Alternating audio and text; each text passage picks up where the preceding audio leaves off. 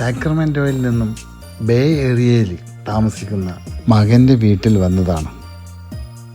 കൗതുക വസ്തുക്കളും ഇവിടെ വിൽപ്പന നടത്തി വരുന്നുണ്ട്.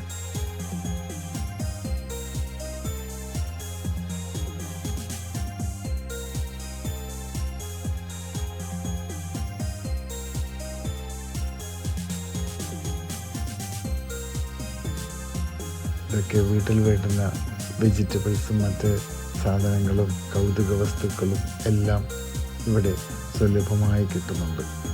എല്ലാം ഞങ്ങൾ നോക്കിക്കാണുന്നു.